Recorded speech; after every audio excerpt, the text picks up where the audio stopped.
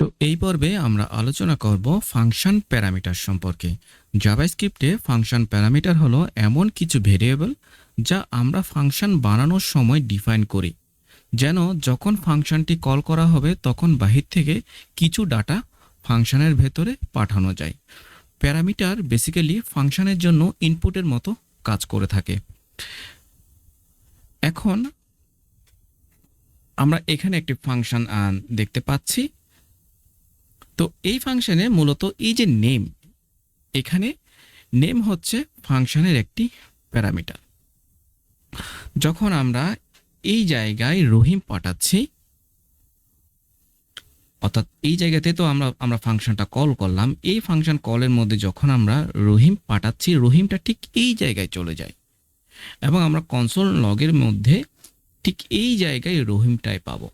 ঠিক সেমভাবে করিমের ক্ষেত্রে যদি দেখি, করিম চলে যাবে ঠিক এই জায়গায় এবং সেখান থেকে চলে যাবে এখানে, তখন আমরা করিমের রেজাল্টটা পাবো। তো আমরা চলে যাচ্ছি আমাদের এডিটরে, ঠিক এখানে আমরা ফাংশনটা তৈরি করি। আমরা একটা ফাংশন কিওয়ার্ড লিখে নিলাম, এরপরে লিখে দিলাম অ্যাড। অ্যাডের মধ্যে আমরা দুইটা নাম্বার নিব, একটা হচ্ছে নাম্বার 1, একটা হচ্ছে নাম্বার 2। আর এই জায়গায় আমরা কি করব, আমাদের এই যে নাম্বার 1 এবং 2 যোগ করে দেখাবো। তাহলে কনসোল লগের মধ্যে আমরা বলে দিলাম নাম্বার 1 প্লাস নাম্বার 2, এবং এই ফাংশনটা মূলত আমরা এখানে নিচে কল দেব।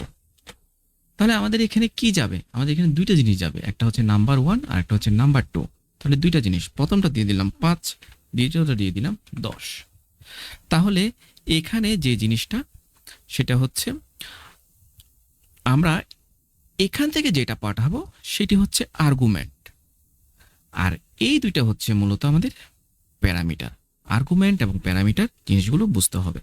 আমরা যখন ফাংশনটা কল দিব, ফাংশন কল দেওয়ার সময় যে ডাটাগুলো পাঠাবো মূলত সেগুলোই হচ্ছে আর্গুমেন্ট। আর যখন আমরা ফাংশনের ভেতর থেকে ডাটাগুলো রিসিভ করব, মূলত এইটাই রিসিভ করার জন্য আমরা বানিয়েছি নাম্বার 1 নাম্বার 2। এই নাম্বার 1 এবং নাম্বার 2 হচ্ছে আমাদের প্যারামিটার, এটা হচ্ছে আমাদের আর্গুমেন্ট, আর এগুলো হচ্ছে আমাদের প্যারামিটার। আর্গুমেন্ট দিয়ে আমরা ডাটা এখানে পাঠাবো, আর প্যারামিটার দিয়ে আমরা ডাটা রিসিভ করব। তাহলে আমরা এখানে কি পাঠাচ্ছি, 5 এবং 10। 5 চলে যাবে এই জায়গায়, 10 চলে যাবে এই জায়গায়।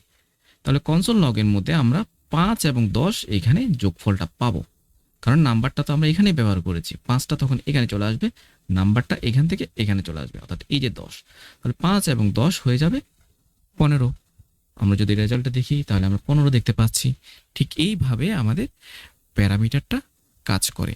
এখন ধরেন আপনি প্যারামিটারে কোনো কিছু পাঠালেন না, তখন কি হবে সেই জিনিসটা যদি আমরা দেখি, আমরা এখানে প্যারামিটারে কিছুই পাঠালাম না, তখন যদি দেখি আমরা কিন্তু নান পাবো। কারণ এখানে যেহেতু যোগ চিহ্ন আমরা ব্যবহার করেছি, তার মানে এখানে নাম্বারের হিসাবেই বলা আছে। যদি আমরা এমনই দেখি, জাস্ট এটা নাম্বার, আমরা জাস্ট নাম্বারটা দেখতে চাচ্ছি, তাহলে কি পাবো, তাহলে পাবো আনডিফাইন্ড, কারণ এটা ডিফাইন্ডই করা নেই।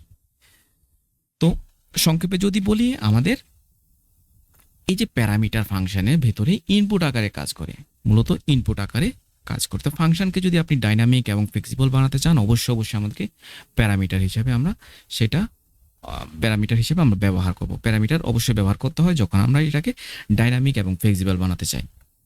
তো প্যারামিটার যদি ঠিকভাবে যদি পাস না হয়, আর্গুমেন্ট যদি সঠিকভাবে এখান থেকে যদি আমি না পাঠাই আর এখান থেকে যদি রিসিভ করতে না পারি, তাহলে সেটা কিন্তু আনডিফাইন্ড হয়ে যাবে। তো আমরা এখানে তো দুইটা ব্যবহার করেছি, আপনি চাইলে এখানে 100টাও ব্যবহার করতে পারেন, কোনো সমস্যা নেই। যতগুলো আপনি ব্যবহার করবেন ততগুলো আপনাকে এখান থেকে পাঠাতে হবে।